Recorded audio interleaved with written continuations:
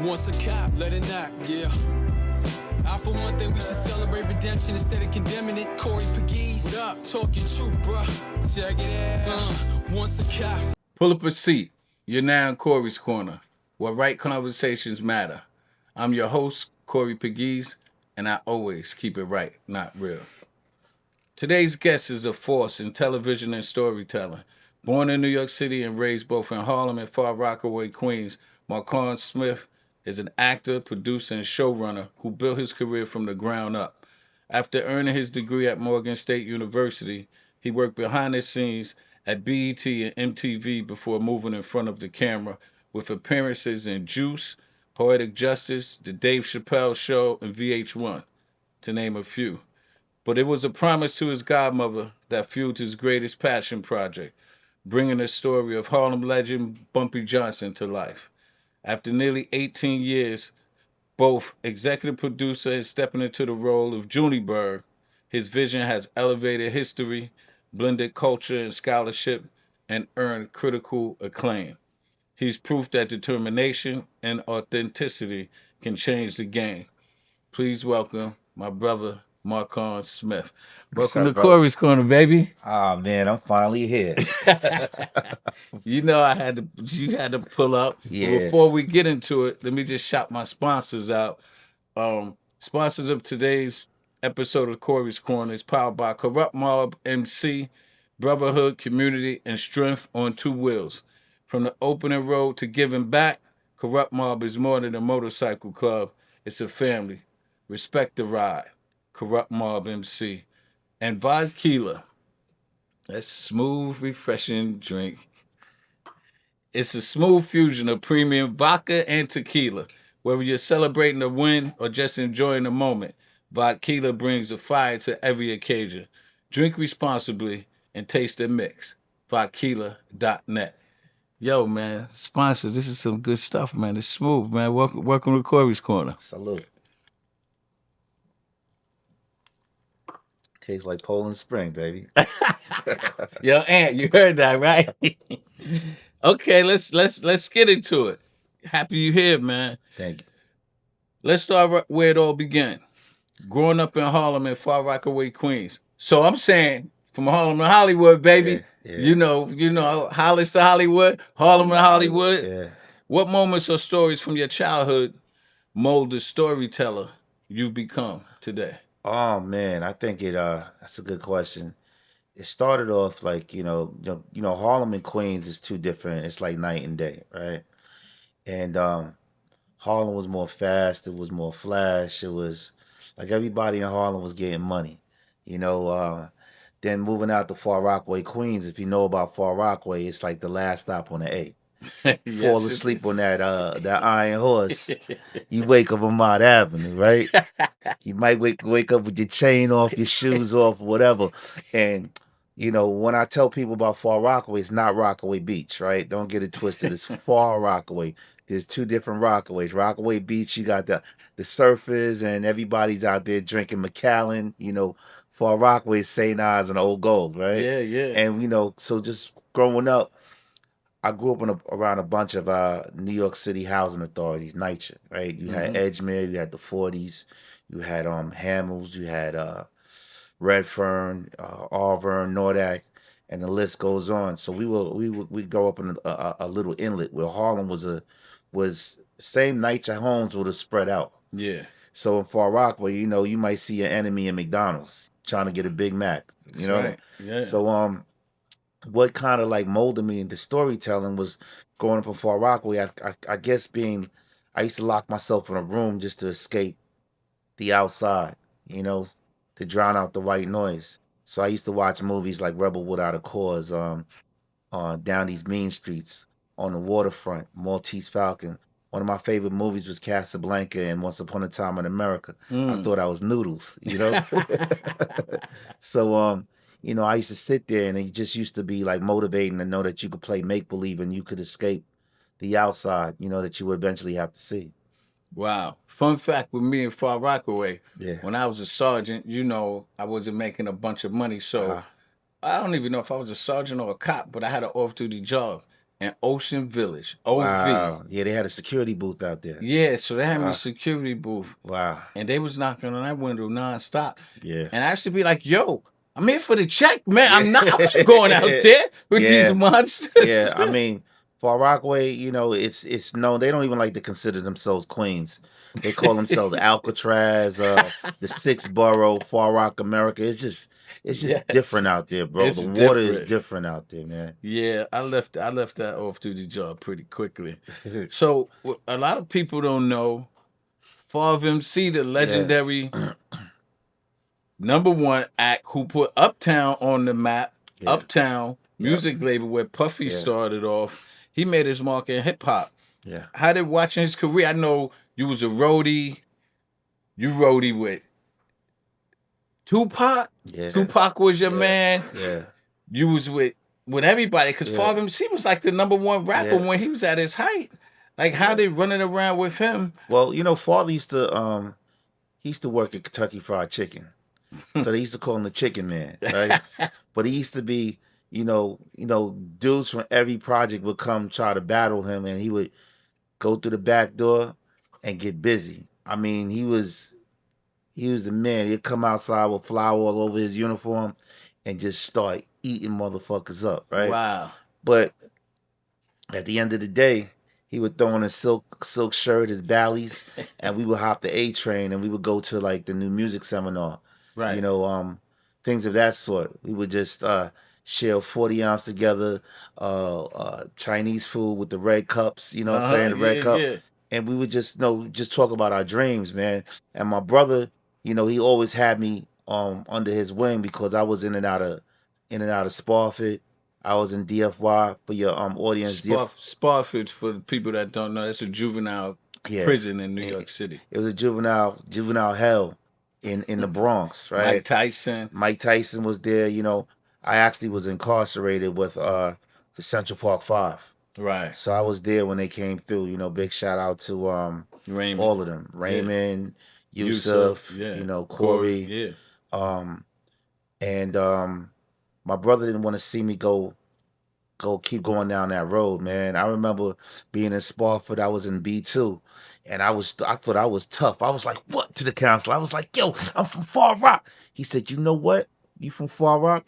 I'm going to put you in E6 with Guzman. Now, Guzman was the Spanish guy. He killed his whole family. I think his name was, I forgot his first name. But dude used to drink bottles of shampoo. So E6 was where the crazy people went. Right. And I was like, Ma, I got to come home. You know what I'm saying? I got to come home right now. Like, this dude drinking Head and Shoulders over here, man. You know what I'm saying? Yeah, that's crazy. But that's... But, it was a time, man. And then, I went to Lincoln Hall. In Lincoln Hall, that was you had Pius, you had Tryon, you had Harlem Valley, you had all these juvenile facilities that once you left Spofford, it was like a training ground. And my counselor, he said, I'm gonna give you a book to read. If you read this book, I'm gonna allow you to go home on a furlough. And I read this book called Man, Child in the Promised Land by Claude Brown. And that just changed my life because Claude Brown was a kid like me. Confused, didn't know what he was doing. He was addicted to drugs. He was from Harlem, and he changed his life and became a Pulitzer Prize winning. I believe it was a journalist. Wow. So when I came home, my brother was like, "Nah, no more of this for you," and he took me on the road. And when I went on the road, I was a roadie. And for your audience, a roadie is the first one off the bus, last one on. I did all the grimy work. Everybody all had the women and everything of that sort. I was carrying coffins. Coffins is the coffins that the 1,200 turntables come with, right? Yeah. And I met a good friend of mine who's no longer here. He was a roadie for Digital Underground. His name was Tupac Amaru Shakur, right? And Tretch was a roadie for Latifah. Right. So we were all in this little roadie world together, man. And it was amazing just to be on a tour bus and be able to travel the country and just see different things and see different opportunities and meet different people. Can you tell the audience what that encounter pre-Tupac that we know? Yeah. How was he, how did it influence your outlook on the industry? Well, Pac, this whole West Coast, East Coast stuff, I knew Pac, because he was from the Bronx, right? And grew up in Baltimore and moved out to the Bay Area. I used to go to Marin County in the summertime and hang out with him. And the Pac I knew was just a brown kid trying to achieve his dreams, man. We used to Right. sit on a tour bus and drink Cisco and Mm-hmm. talk about how we want to hear our voice on a record or see our face on a big screen. You know, we were just trying to achieve the American dream by what we thought the American dream was. You know, Pac hated doing the Humpty dance because he used to have like a Tarzan thong on. You know what I'm saying? Doing the Humpty They dance, had a, so they he had a, hated that and a they blow up wild doll. my You know, and a blow up doll. But he was like, "Yo, watch, I'm gonna come out with my album," and he came out with that Tupac list. You know, and it was ever since then. He got me in the movie Juice. right. Yeah, I was a day player. I got chased by Samuel Jackson Mm-hmm. in the arcade, Right, right, And right. it's so crazy with Juice. Ernest Dickinson was the director, and he became a director on Godfather of Harlem, Wow. And we talked about that. Yeah. So I really do miss Pac. I mean, I wish, he would have been probably about 54 right now. Yeah. He really had got a chance to live and just have kids and achieve his wishes and his Right. goals. Yeah. So just for the audience, you hear what Markuann Smith is saying. Check this out. Markuann Smith, executive producer, creator, Godfather of Harlem. Tretch, legendary lyricist, MC from Naughty by Nature, and Tupac, which is arguably, top two, top three MC Yeah. ever. They were all roadies, and he told you what the roadies are doing. They doing all Yeah. the dirty work, and they had a dream, and pretty much all their dreams came true, and only one, Tupac, is not Yeah. here to bask in the glory of his dreams. But I'm pretty sure you carry his legacy around. So look, walk us through how the Godfather of Harlem came to Oh be. man, it Because started back. because 18 years is Yeah, it nuts. was. It started back in 2000. My godmother, Margaret Johnson, she lived in Lenox Terrace, 470 Lenox Terrace. And if you know about Lenox Terrace, right? Lenox Terrace is one of the most affluent places for African Americans to live at in the 60s. Mm-hmm. I even believe in the 50s. You had musicians that lived there. You had athletes that lived there, politicians. Charles Rangel, Percy Sutton. A lot of famous people lived there. And every Sunday, I used to go up to my godmother's house, and she'd be like, "Baby, just bring me some rye bread with mustard and beef tongue." And I was like, "All right, I'll go get the beef tongue, the rye bread, and the mustard." And I would sit up there, and she would tell me these magical stories about Harlem. And her apartment was like a museum. It looked like the Schomburg because she was like kind of like borderline a hoarder. She kept so much memories and memorabilia, right? Mm-hmm. She had Bumpy's chessboard, all kinds of things in her apartment. But to backtrack, she used to tell me about all these magical stories about Harlem, how she used to walk out of a tenement building and smell fresh laundry hanging out the window, or walk past the Apollo on 125th Street, look up and see James Brown's name on the marquee, or walk past Sugar Ray Robinson's shop and see his pink Cadillac, look inside the barber shop, you may see Nat King Cole waiting to get a haircut, walk by somebody's stoop, you hear Sam Cooke coming through a transistor radio. Mm-hmm. But she also told me about how African Americans migrated from the South trying to escape Bull Connor's water hoses and his dogs. Mm-hmm. Regardless if you went to DC, you went to Newark, you went to Philly, even Harlem, you were still faced with the same tumultuous times that was happening in the South. Right. So to do something as simple as go purchase a hat at a store, the store owner may say you need to put a plastic bag on your head before you can put on this hat because I don't want my hat, to touch your scalp because Right. you were African American. Or father, for example, he worked 5 days and he wants to take his family out for a steak dinner. They had a steakhouse up in Harlem where the owner may say you can't eat with the rest of the patrons, but you know what? You could take a plate to go. So she used to tell me all of these things, but she also told me about her grandfather. So her grandfather, he's a Geechee Gullah. He's from Charleston, South Carolina, and he migrated up here from the South to New York. And the streets know him as Bumpy Johnson. His name is Ellsworth Raymond Johnson. Right. But he didn't come up to New York to become a gangster. He actually came up here to become an attorney, like Malcolm X. But when he went to City College, and the bursar saw that Ellsworth Raymond Johnson was attached to a man of color, he said, "We don't give financial aid to people of color." So he took the cards that life dealt him and played it the best way he could. He was the first African American that sat down with the the the the individuals that started this thing called our thing, La Cosa Nostra, the mafia.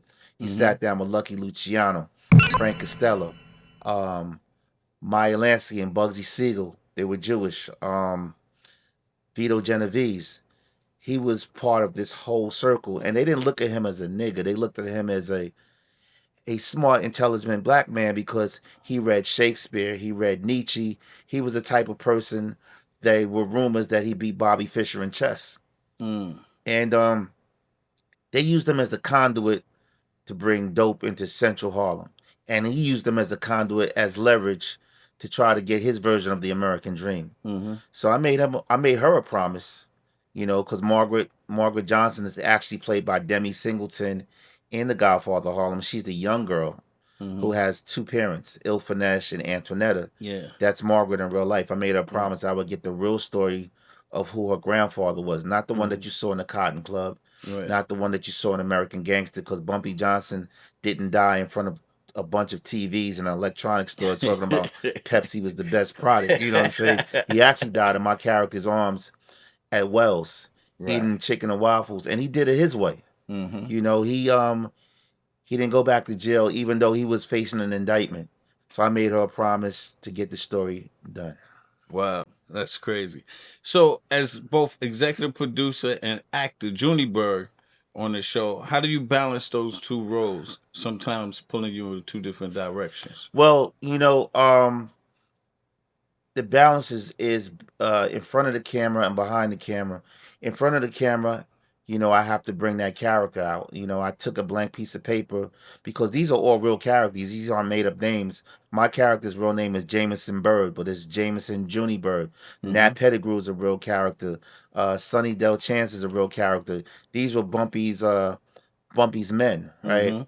So portraying Junie Bird, I took a blank piece of paper and kind of got into his head of who this guy is, what's his likes, what's his dislikes. He was younger. He was trying to be like Bumpy. He was trying to emulate Bumpy. And that's in front of the camera. Behind the camera, I'm in charge of making sure the authenticity is correct. Right. I hired Swiss Beats. I hired individual. One of the dopest. That's one of the dopest soundtracks in TV history. Big shout out to Swiss Beats and Grady and Mo over there. Rick Ross on that joint. Yeah, right? when we were in Jungle Studios, and Rick Ross did that record. A lot of people were like, "Why do we have somebody from Florida?" But if you listen to the lyrics, right, he said, "I'm driving down 125th Street, right? Yes. I got my white mink on, right? So, and then we brought DMX in, right? So it wasn't about where you're from. It was about what was coming from that individual. And I love the storytelling. And when you saw Forrest, you talk about Forrest from A Fast Time at Richmond High, The Last King of Scotland, dancing and moving around. I said, all right, we got something right here. You know what I'm saying? So let me go off page because intimately I know the story. Yeah. Talk about how many doors was closed and man, talk about how the time Forrest called you and was like, oh man, let's go. So to your audience out there, to sell a TV series is not easy. Okay? You basically walking into a bunch of executives and you asking them to commit to $5 to $6 million per episode, and there are 10 episodes, so you do the math. 6 times 10 is 60. 5 times 10 is 50. I'll backtrack and tell you, I used to work at a company called BET, Black Entertainment Television, and I was working there for 16 years. I didn't really like there, but I had to work there because I got in trouble in 2000. Yeah, I was still getting in trouble, and I could have went away on vacation. But thankfully, I didn't go on a vacation. I didn't have any timeshares, anything going on. They gave me probation, but I had to get a job. So I was working at BT, just frustrated. Like, they tell you it's a sky's the limit, but there's a glass ceiling, right? Right. And I used to leave my cubicle and go audition and have my boss say, "Where's your black ass at? You ain't back at it's 1 o'clock." I said, "I'm gonna fuck this motherfucker up at 3 o'clock. We gonna see each other, you know." And then they used to, you got your colleagues. Why does he wear a fur coat? Why does he drive a convertible car? How come all these entertainers know this guy? Who is this guy?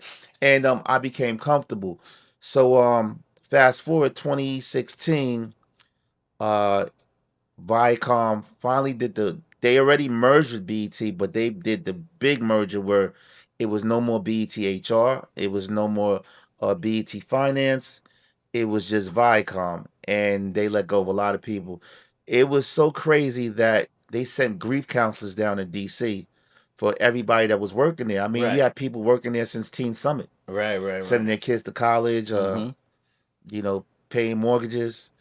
And I was one of the individuals they let go. And I remember, I hope my ex boss is watching this. That dumb motherfucker told me. He said, "I need you to come to a team meeting on Friday." You know, anybody tells you to go to a meeting on Friday, something's about to happen, right? So I walk into the room, and I see my boss, his boss, and the head of HR. So his boss is trying to be very polite, you know. "Hi, Markuann. It was such a pleasure. You've been here for 16 years." And he jumps in. "Oh, basically, they don't need you no more." I'm like, wow. And for 16 years, they gave me $4,000 in severance. Wow. $4,000. That's it? And I had to figure it out. Right. And that's when, my mind started spinning. I was like, I got to get this story done. So I met my producing partner, Jim, through a good friend of mine's. He's like my uncle Bernard Alexander. Bernard introduced me to Jim Atchison. Jim spoke to me on the phone. I said, "Hey Jim, I got this story about this guy named Bumpy Johnson." And Jim's like, "Yeah, I know who Bumpy is." He said, "Let me put you on the phone with my guy Jay Cohn over at Gersh. This is an agency." So I'm sitting down talking to Jim and Jay on the phone. "Oh yeah, this sounds like a great limited series. It can be done. It's amazing. I think we could do something." Jay stopped calling, but me and Jim stayed in touch. Right? Jim said, "Hey, me and my wife Joanne and my son Luca, we're flying into to New York, and it was about 4 days before Christmas. How about we meet Margaret?" I said, "All right, cool." So I bring Jim, Joanne, and Luca, and they're Italian, amazing people, up to Margaret's house in Lenox Terrace. And if you know Margaret is like, "Markuann, who the fuck are you bringing up here? The feds? You're bringing these white folks in my house?" I'm like, "Margaret, chill." Yo, they're going to be able to help us get this story done. Right. So Jim, Joanne came in the house, and Luca, and she warmed up to them. And Margaret started telling stories about Harlem in the 60s, in the 50s, the 70s, about her grandfather. And Joanne and Jim were looking at each other, and we left. I took Jim to Sylvia's. Joanne had to go to the Yonkers because she's Italian, and they do this tradition called a 12 fishes, I believe, or something of that sort. So she had to leave early. And Jim said, "We got to get this story done." And from there on, I had to find a writer. So Joanne, who is over at this company called Brostein Entertainment, Brostein Partners, was sending us spec scripts. So spec scripts, for your audience, is scripts from different writers from different places, whether it's from CAA, UTA, WME, all these big agencies. And I was reading them, but nothing was hitting. Then one day at night, I was looking through IMDb Pro at my favorite gangster movies, and I came across Hoodlum.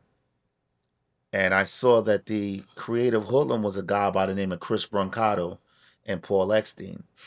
So I called Jim the next day, and I say, "Hey Jim, do you know a Chris Brancato?" And he says, "Who, Chris, the writer?" I said, "Yeah." He said, "Well, he lives across the street from me. He comes over every Sunday with his family, and Joanne cooks them a big Italian meal. They're Italian, so let me ask him." So he asked Chris. Chris was just coming off of Narcos, Big show. Yeah, big show on Netflix, Narcos, and he was working on the El Chapo series, and another series called La Sirena as a pilot that didn't get picked up, but Chris couldn't commit.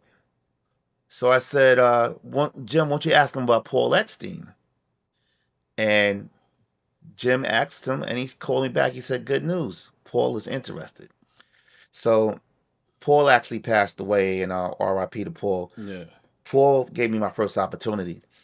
So Paul flew out to New York, and I'm thinking I'm going to meet this Jewish guy with with a yarmulke because of his last name, but he was a Right. big brother Yeah. of mixed race, dreads, and he was like, "Hey, Markuann, Mm-hmm. Bumpy put my grandmother through secretarial college. Let's go do this." Wow. And then I was broke. I tell people all the time that people want success, but are you ready to sleep on Corey's floor? Are you ready to say, "Hey, yo, Corey, I need a hookup with a buddy pass because I got a meeting at Netflix on Monday and I got to leave out Sunday"? Right. Are you ready to eat tuna fish sandwiches? Are you ready to eat ramen noodles? Right. And that's what I was going through at that time. Mm-hmm. Flying out to LA on buddy passes, sleeping in Paul's garage while his dog licked my face, and be writing and researching. And Jim asked me one day, he said, this is before Paul, how would I feel about Forrest Whitaker playing Bumpy Johnson? And I hung up the phone. I was like, these motherfuckers, boy. I knew this was going to happen. Then he called me back and said, no, I'm serious. I didn't realize, because he didn't tell me that his wife was Forrest Whitaker's manager. And his wife is a wonderful person. That's my big sister. She manages Norman Reedus, Andy Garcia, Forrest Whitaker, to name a few. Mm-hmm. Forrest took me under his wing like I was his little brother, and he agreed to produce it with me. Right. He didn't agree to star in it, but we had to get it done. So after 6 months of going back and forth with scripts and Paul nagging Chris, Chris finally committed and said, okay, I'll do this, but as long as we do it from Bumpy coming home from jail and coming into a new world, which is the 1960s. Mm-hmm. And I got my deal with Disney, and we started writing. I mean, going hard. 14 scripts were done before Forrest actually committed. But hold up, the story is not finished. Now we got to take it out to sell. Right. You're selling a show that's considered black, even though it has one of the most diverse casts out there. You're selling a period piece. That's expensive as well. Right. We got turned down by 3 networks. Actually, I got turned down twice by Stars, right? Because Stars was 50's home at the time, and it was only one person that could be there at the time. Chris Albert said he was going to give us an opportunity, but he didn't. And Ari Emanuel walked me back in the Stars, and Stars still turned us down. Netflix turned us down. Apple turned us down. So I came back to New York, and I'm depressed, bro. I have no money, and my showrunner says, this was a noble failure. I said, what the fuck is a noble failure? I'm King Arthur or some shit like this? A noble failure? Right. Forrest can go out there and do another Last King of Scotland. Right. You could do a Sherlock Holmes too with Robert Downey Jr. I got to make this happen because I never had a plan B. I always believed in a plan A. Right. And one day, about 3 weeks after that email about the noble failure, there was an email from a junior agent that said, there's this guy by the name of Michael Wright who used to be over at he came from Amblin Entertainment, which is Steven Spielberg's company. But he also was at TNT, and he's looking for another big project similar to Narcos. I want to send the script over to him. So I got an email from my showrunner, Chris, and said, hey, we may have some light in the tunnel, but I want you to manage your expectations, because he's big on that, managing expectations. Forrest said he sounded like a wounded woman with his words, like he was beat up or something like that. All his managing expectations and stuff like that. Yeah. But anyway, I didn't have any money to go to LA for the meeting, and I was in my mother's house, and I was laying in the couch, and I'm like, damn, how am I gonna pay this $4,000 a month rent? in Midtown this month. What am I gonna do? I'm about to go start stripping or something. You know what I'm saying? Like, go on back page or something, right? And Back page. and my mother said, "Baby, won't you try something different?" I'm looking at her. Try something different, like what? What I'm supposed to do? Work at CVS or go to the library? I'm like, Right. and had my phone off because I was scared to get this answer, because when you're pitching a show, the only thing they care about is the ROI. What's your return on investments? Mm-hmm. And it's about so many pitches you could have before it's just dead in the water. Oh yeah, I know. I And know about that. and I went to the car. I got my phone, and I saw 7 missed calls. And then I picked up. Forrest is like, "Why are you not picking up your phone? Aren't you ready to play your character?" We just sold it in the room. And I go inside, see my mother. I go, "Oh!" She's like, "Ooh!" Nice. Wig flying all over the place. I said, you know, you can either chase your pension or your passion. It's up to you. Mm-hmm. I decided to chase my passion. Wow. Yeah. That's dope, man. That's a dope story. You see, perseverance. Don't ever give up on your hope and your dream. You gotta 18 years is nuts. I probably would have gave up. Cause I already chased the pension already. You don't go to the NFL overnight. You don't go to the NBA overnight. I mean, it's due time, man. What's meant for you is meant for you. But the key to success is never giving up. Oh, without a doubt. So Bumpy Johnson is layered and he's complicated. How do you ensure the show portrays his moral complexity without glorifying his criminal actions? The producer wrote this question without her writing this question.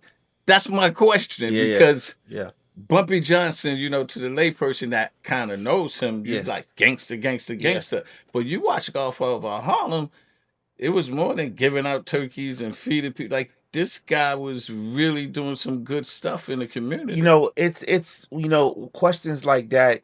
It's a two-part, because you could give out turkeys, you can buy book bags, you could send kids on trips to Great Adventure, but you're still destroying a community, right? Absolutely. And we were just trying to show a man trying to transition, going through, trying to find himself.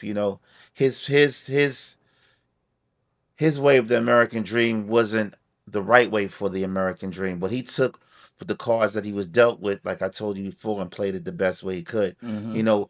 I don't want to ever glorify Bumpy and say, he was a Marcus Garvey or Martin Luther King or Malcolm X. Right. But Bumpy was a very complicated character.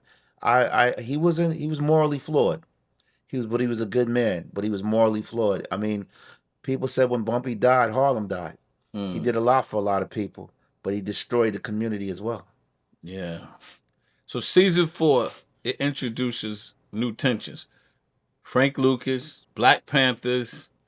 How do you decide which historical figures to include and how much to fictionalize? Well, history always repeats itself, right? So even with season 1, right, the Ferguson riots is the Harlem riots. The juxtaposition of two worlds is still there. Colin Kaepernick to me is Muhammad Ali. Mm-hmm. So history always repeats itself. So when we're doing these seasons from season 1, and we do it on a timeline that's linear we started off in 1965, right? Mm-hmm. 66, 67, 68, okay? Doing these seasons, you see that history will definitely repeat itself. Mm-hmm. Malcolm just died in 1966. Right. MLK will be dying in 1968. Right.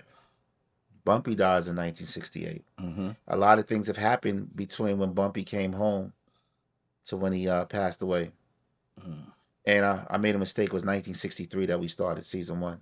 Season 1, 1960s. Looking back at the series, what's the one moment in writing or production where you said, this changed everything? It had to be season 1, because you was looking. When y'all got to deal with it, a couple of seasons, or y'all just had the first season? We just had first season. We going season by season because our show is so expensive, and we're not in an Amazon universe. Right. You know, we're not the marvelous Miss Mabel. You know what I'm saying? Where you can get $6 million and put on Right. some Mary Poppins dresses and hop around. You know what I'm saying? We're not that. We're not Yellowstone. You know, it's like, you know, we're the Godfather of Harlem, and I still don't understand to this day that this is not an urban show. You know, and I asked one of the head of business affairs what makes this urban. They couldn't answer because Harlem is just a word. You know, Harlem is just the word. We have one of the most diverse casts. We have Right. Paul Savino, You got Bo Dietl on there. You got fucking Bo Dietl, like, you a know, former NYPD cop. you know, we have And I such, think he's a horrible actor. By the way, sorry, Bo. It's horrible. yeah, and yeah, you making me laugh, bro. Stop it, man. Bo is cool as hell. You know what I'm saying? But He could be cool. I just yeah, don't think he can act. yeah, no, But I I get have no, an no, no, no. opinion. I get you. I totally understand what you're saying. You know, tomato, tomato. You know. And listen, working alongside someone like Forrest Whitaker, you must be like a sponge. You got to be a sponge. You Uh, already told me you like his little bro. What have you learned as both from an actor and a producer well, from him? I'll tell you, man. As an actor, first of all, I had to audition for my own role. You know, That's gangster. I had to audition. I was promised something that didn't come through, and instead of me acting like a, a, a ignorant, the ignorant word, Mm-hmm. um, I just bit my tongue. Me and Forrest were running lines all summer. I got called back like 7 or 8 times by Meredith Tucker, Mm-hmm. and being the fact I didn't have New York credits, Mm-hmm. you know, they were like, "Well, we want to put you here." Forrest wasn't so happy about that, so they put me in on a 0 day. And on that 0 day, the studio called in and said he looks good on the dailies. And they had to fly down the studio and the network and they renegotiated my deal. So I come from a place of adversity. I come from a place of potholes. Like every time I think something is going right, Boom. it's going wrong. You know, It's sort of like uh, my car, right? yeah. I Damn fight. low pro tires. I fight for real estate every day on the show. Like it's a very competitive sport. You know, I'm thankful as a producer I was able to bring in people such as Whoopi Goldberg, right? Yes. And Whoopi, when I was at her house, said, "Markuann, I would love to do this show. Just make me a badass." And I brought her to the table where she was able to be on the show. I'm thankful to be able to bring in a Professor James Smalls as the person that's been able to authenticate and make sure that we do everything as correct as possible, Right. from the way Muslims carried themselves to Mm-hmm. even historical facts. I'm thankful I was be able to bring in Swiss beats, you Mm-hmm. know. So I know my capability of what I did as a producer that Right. other producers weren't able to do Yeah. because they didn't know our culture like that, to be Right. honest with you. So being an actor and a producer, it's two different lanes, you know. So I understand the fact of the matter. I mean, it was really kind of like uh traumatizing. I'm like, yo, I was promised something, now I got to go back and do it. But then I did it, and they loved what I did, and then we're here right now. So Marquand, we got this segment on Corey's Corner called Spitfire. It's a Spitfire round. Yep.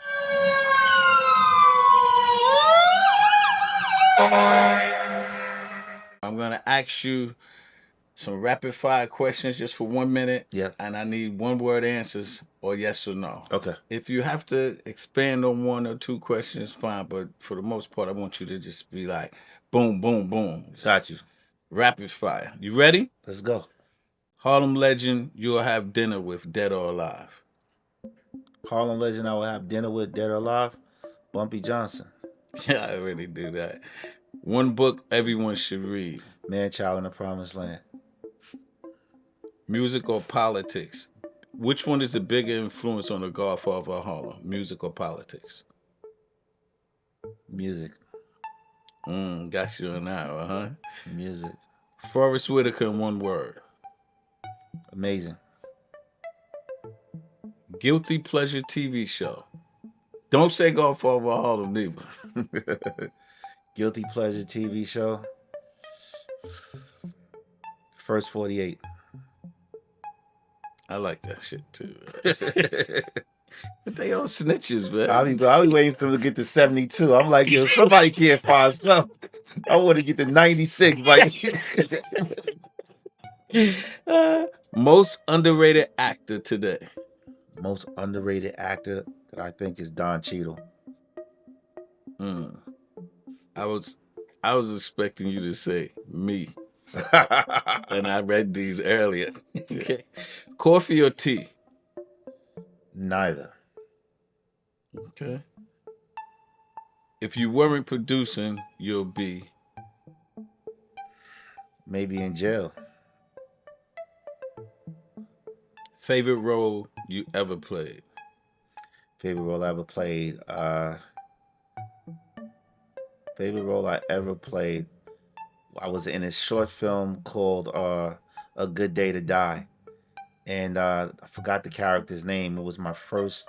I was with Rob Morgan, and I played a kid that was going through so much in one day, from his best friend getting killed to getting kicked out the house to getting evicted. It was one of my favorite roles because it really dived into stuff that I went through as a kid growing up. So you must be getting a lot of work. You can't even remember. You can't even remember some of these shows that you was on. Thanks for participating at Spitfire. Appreciate it. That brings us to the end of another Spitfire round. Before we keep going, I want to pause for a moment to remind listeners, if you haven't picked up my book, Once a Cop, it's out now everywhere. Books are sold, Barnes & Noble, Amazon, all over the place. If you're more of a visual learner, the book was adapted into a feature documentary and is streaming on Hulu and Apple TV. And we're going to turn this into a TV series. That's my word. That's later in the question, right? Well, we skip that. It's all good. Yeah. So both take you behind the headlines. Don't believe, when you Google my name. Read the book, watch the movie, and executive producer over here, one day we'll have a television series. Now, a word from our sponsors. Get ready, New York. On Saturday, October 18th, it's time to lace up and show out at the second annual MS Strong Sneaker Ball. Join Angel Hearts for Hope Foundation at the Rochdale Village Community Center, 169-65 137th Avenue in Jamaica, Queens. Doors open at 5:30 p.m., and we're bringing together fashion, fun, and purpose, all to raise awareness for multiple sclerosis. So throw on your flyest sneakers and finest attire, because this night is all about stepping up for strength, hope, and community. That's Saturday, October 18th, the second annual MS Strong Sneaker Ball, presented by Angel Hearts for Hope Foundation.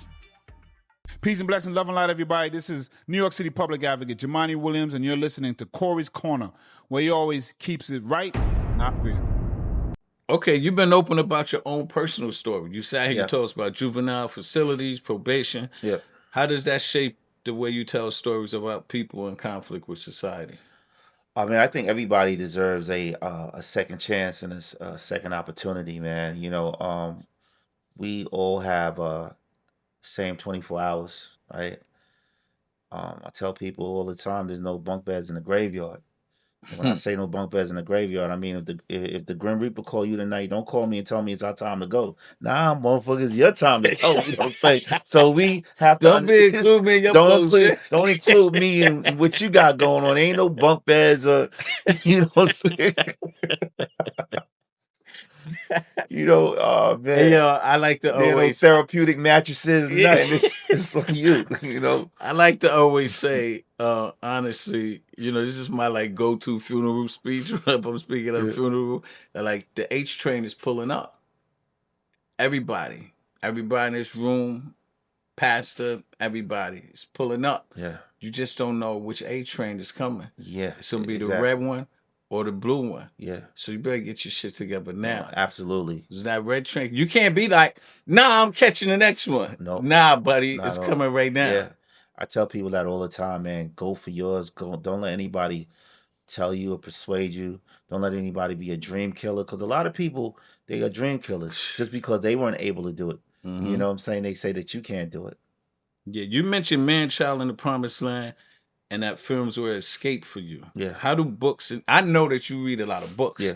How do books and cinema continue to shape your work today? Because that's history. You mean that's something that I can go back on and just, books definitely like Barnes and Nobles is like that's my solace. I go in there, man. I go crazy. That's how you found Yeah, my book. You exactly, was just man. in Barnes and I was just in Nobles. Barnes and Nobles and I saw Once a Cop. I was like, oh, this book looks dope, and I like to read because reading is really fundamental in how you live your life Mm-hmm. and how you move in life. Um, you could tell a lot by a person by what they read Mm-hmm. and the things that they like. And just I've always learned like reading all the way from my aunt gave me my first book was Mice and Men to Treasure Island to uh to the Oliver Twist. Like the list goes on. I was always a person I like to read. What you reading now? Anything Ah particular? man, I'm reading Sammy the Bull's book. Yeah. Yeah, Sammy the Bull about his life coming up in Bensonhurst Mm-hmm. and growing up and before, he got with John Gotti.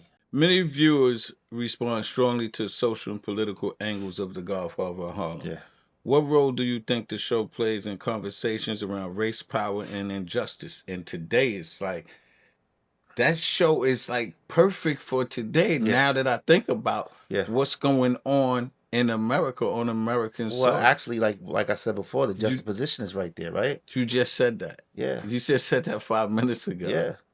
Wow. You know how, like I said, the Ferguson riots, that's the Harlem riots. It's happens every day. Black boy gets killed in the ghetto. Black boy got killed in 1960 in the ghetto. Mm-hmm. The Me Too movements. The Me Too movements are there. Everything is history repeating itself. You see people wearing bell bottoms now, big old baggy jeans, like in the state property video. Things are like coming back. Right. History is always repeating itself. Mm.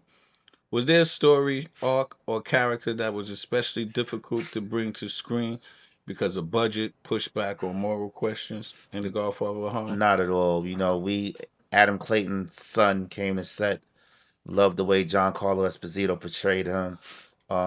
We always heard that Vinny the Chin's family didn't like it, but no one said anything to us. It was, and all of these are real people, or real individuals. Like everybody from Robert Morgenthau to Adam Clayton Powell. I almost forgot Robert Morgenthau. When he died, he was like 95. He was a prosecutor in Manhattan for freaking 50 years. I think he was in the Southern District. Right? Yeah. I mean, wow. From writers to directors to composers like Swiss Beats, what's your process for selecting collaborators who could carry this vision?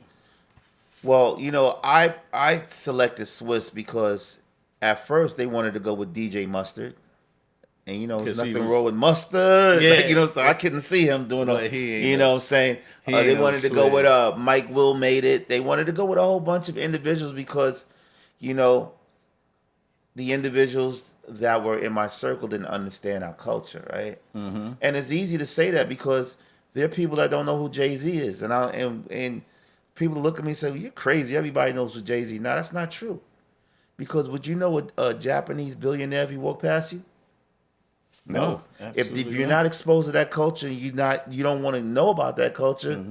That's what it is. My showrunner didn't even know who DMX was, and I had to educate him and let him know who he was. So bringing in Swiss Beats brought in the raw New York City sound and the feel that we needed. I mean, he brought in people like Griselda. He brought in HER, ASAP Ferg. Swiss is good for creating.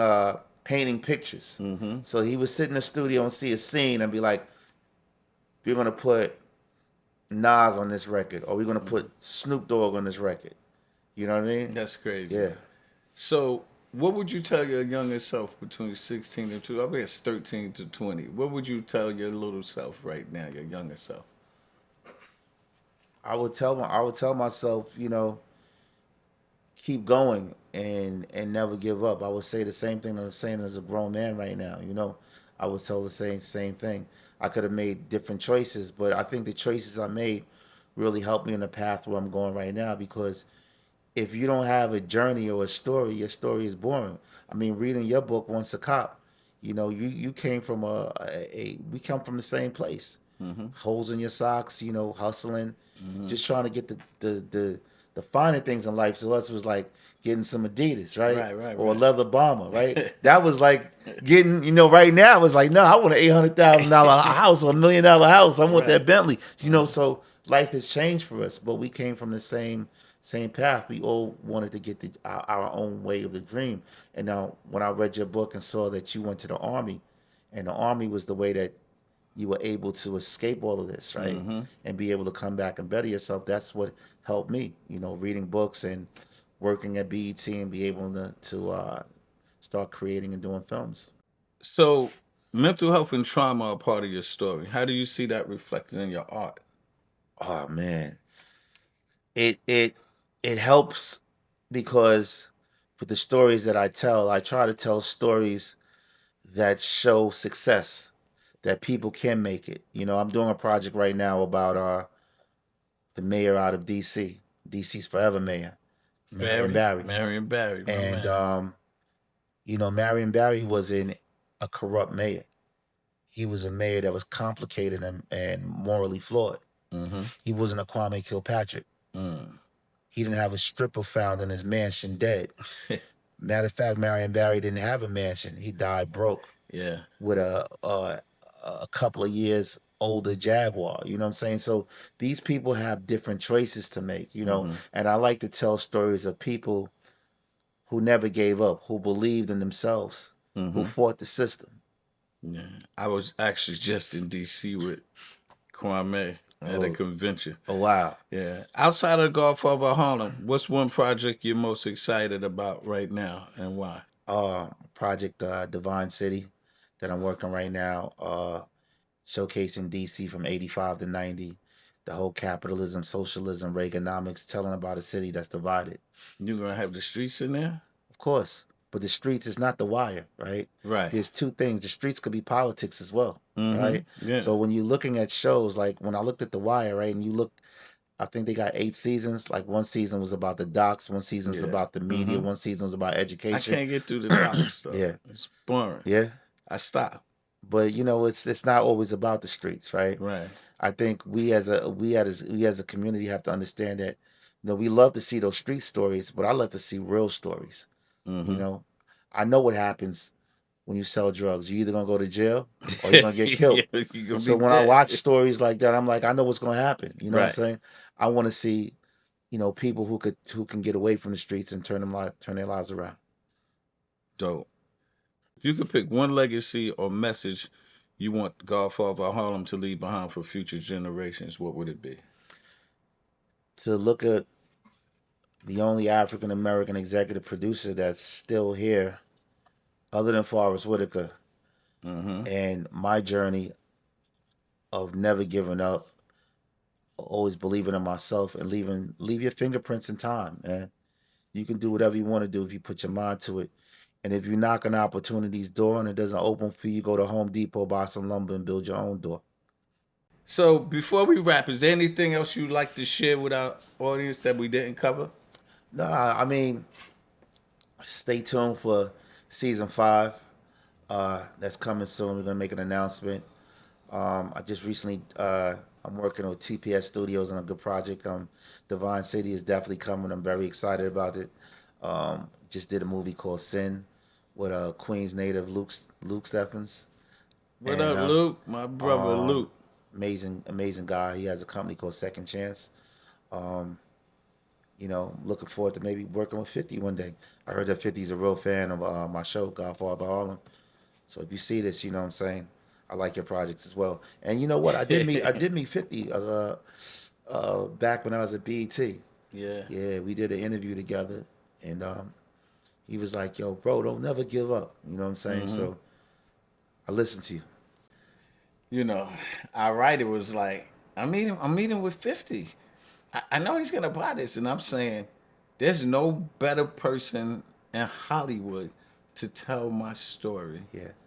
From Queens. Yeah. Same barbershop. I know him. And I told the writer, I told Ed, I said, Ed, he's not gonna do it. Well, you know what? So It's all good. Your project will get me told, and he's not the only person from Queens. I'm from Queens. Harlem and Queens. I don't even know Far Rockaway call itself Queens, but we gonna get this done. Once a Cop is a great book, and I'm not gonna lie to you, like it was a great read. I'm not just saying this because you're my friend, and just to see where you at right now, I brag about you every day, bro. Like you know what I'm saying. You know, people didn't even know you was a cop.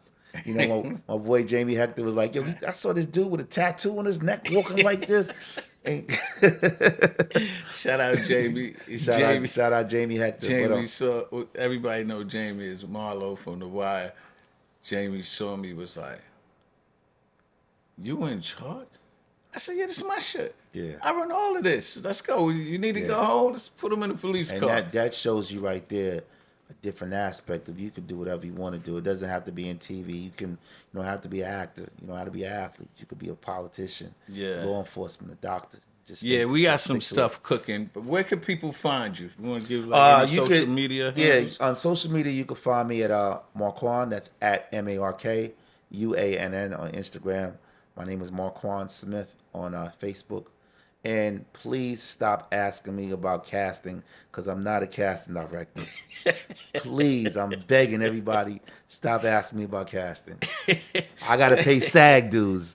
Give me $4,000 for my SAG dues, then we could talk. Exactly, yes. Got to be SAG. Thank you for joining me on Corey's Corner. Your work proves that when you honor history, you create timeless art.